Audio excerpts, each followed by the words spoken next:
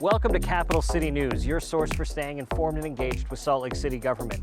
I'm your host, Brian Young with Salt Lake City TV. On our episode this week, I spoke with Annie Manges from the Mayor's Office about the Love Your Block program. Our History Minute is about the history of marble tournaments in the city. Before we get to those, let's take a look at our legislative update, our look backs, a look ahead, and our road construction update. At its August 2nd meeting, the City Council joined Mayor Mendenhall to issue a statement to our sister city of Chernivtsi. Since February, Ukraine has been under attack. We are sending a city flag to the people of Chernivtsi as a gesture of solidarity.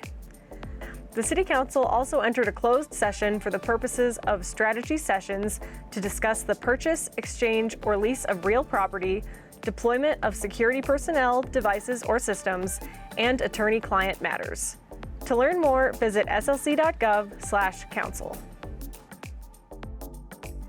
Salt Lake City has begun installing 20 miles per hour speed limit signs throughout the city, marking the final step of implementing a recently adopted ordinance that lowers the speed limit from 25 miles per hour on local streets.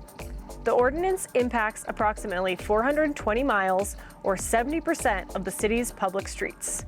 Replacing the approximately 575 signs from 25 miles per hour to 20 miles per hour will continue into August in order to increase safety on city streets. While lowering the speed limit is an important move, city officials recognize that this is only the first step towards safer, livable streets. As part of her commitment to improving Salt Lake City's air quality, Mayor Mendenhall convened an indoor air quality summit on Tuesday morning. The event was attended by air quality practitioners from the state, the county, facility managers, and nonprofits focused on sharing recent research and best practices about indoor air quality improvements. Research has begun to better inform the understanding of both how and to what extent outdoor air with higher levels of particulate pollution infiltrates indoor spaces during both the winter and the summer months. To learn more, visit slcgreen.com. Children in Salt Lake City's West Point neighborhood have a brand new place to play as a community and kid-designed playground was installed at Miami Park. The months-long collaboration between Salt Lake City, the Pure Good Foundation, and Kaboom culminated with more than 100 volunteers installing the new play space, which will offer West Point neighborhood children a high-quality, safe place to play that is close to where they live. The new playground was a collaborative effort by community members, including kids, who presented creative ideas for their dream playground during a design day in May. The playground is inspired by those drawings and will provide hundreds of kids and their families with a place to get active, build social bonds, and gather as a community. You can visit the park at 1571 North Miami Road. Media outlets and city staff were invited to an exclusive tour of the SLC Airport's Central Tunnel, currently about halfway done with construction. Phase 2 of the new SLC encompasses the construction of the Central Tunnel as well as the build-out of Concourse A to the east. The Central Tunnel will connect Concourses A and B and is being built to accommodate 6 moving walkways, a baggage transport, as well as a passenger train. The train will be added later following the construction of Concourse C. As patrons exit the tunnel at Concourse B, they will see the reinstalled world map from SLC's former Airport Terminal 1, along with the Canyon 2.0 as well as Northern Light. In collaboration with the airport, artist Gordon Huther designed the River Tunnel, an immersive experience designed to create a sense of walking on the floor of a river with light and natural currents overhead. The Central Tunnel is scheduled to open in fall of 2024. Mayor Mendenhall, Salt Lake City Councilmember Mono, and Salt Lake City Police Department Chief Mike Brown and others met on Thursday, August 4th to announce a new police substation inside Smith's Ballpark. It will be a public safety hub for the surrounding neighborhood, but this new ballpark substation is just the first of many substations that will be opening throughout the city in the near future.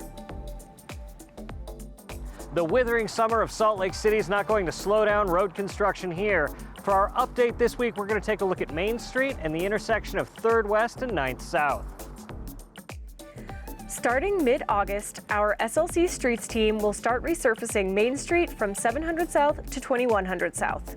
We are using this opportunity of a blank slate street to redesign our striping. This new striping design, backed by our Life on State Bikeways study, will provide one lane of traffic in each direction with a center turning lane.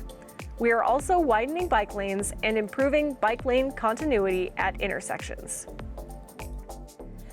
You may have noticed crews paving the west side of 300 West between 900 South and 1300 South. We are excited to see such progress and see people utilizing the two-way bike path on 300 West. We are now moving over to work on the east side of the project, which includes sidewalk, curb, gutter, and drive approach improvements, as well as road reconstruction. Due to unforeseen delays, we will be completing the east side of 300 West between 900 South and 1300 South in 2023. Remember, to keep track of these and any other road construction projects going on in Salt Lake City, be sure to visit slc.gov/construction. For our interview this week, I spoke with Annie Manges from the Salt Lake City Mayor's Office about the Love Your Block program. She spoke to us about how they're revitalizing the Glendale neighborhood with it and how you can get involved.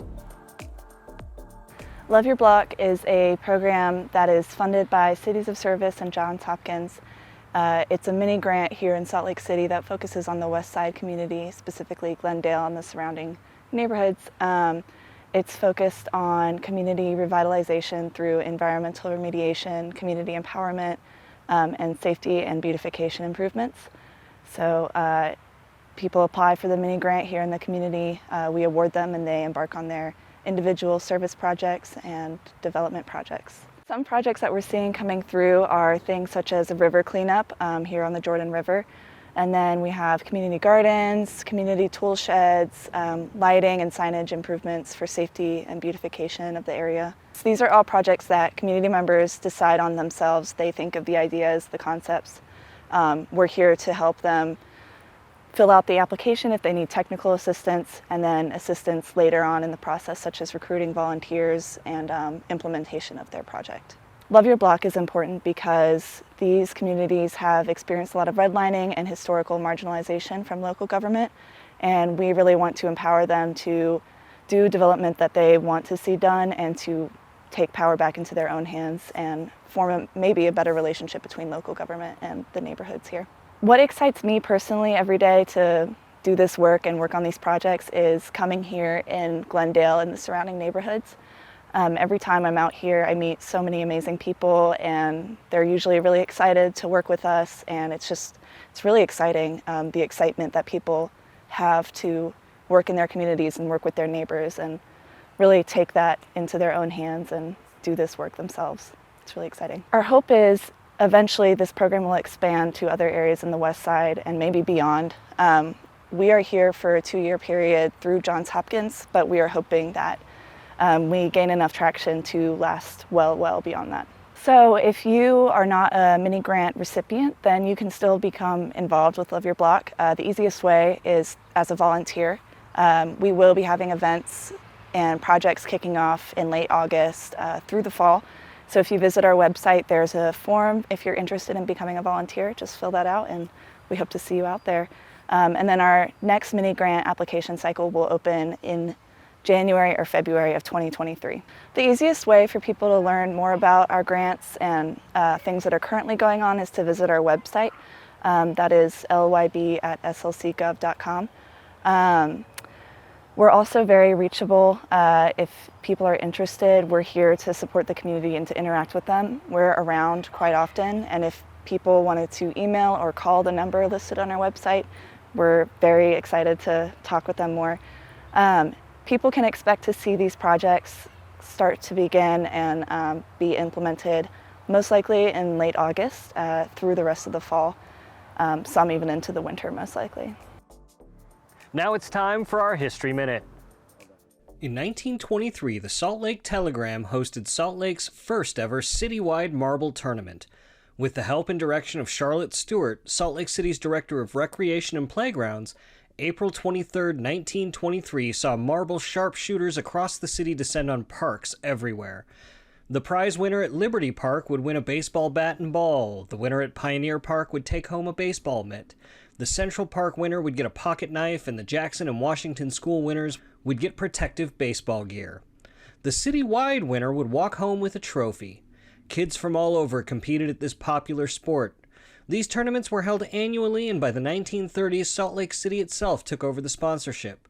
By 1935, the competitions were held jointly with the hopscotch tournament for girls, and as World War II came and went, the Veterans of Foreign Wars became a co-sponsor and helped judge the competitions. The marble tournaments still held strong through the 1960s, but by the 1970s, their popularity waned. Though city-sponsored tournaments are no longer held in Salt Lake City, the National Marbles Tournament Organization still exists, promoting the sport and offering scholarships to kids who shoot marbles and win tournaments. And that's it. We've got new queen marbles. That's it for another episode of Capital City News. Remember, the best way to stay engaged is to stay informed. You can do that by following us on social media at SLC.gov, subscribing to us on YouTube, or watching us on Channel 17. So, reporting in from the Three Creeks confluence here on the west side, I'm Brian Young.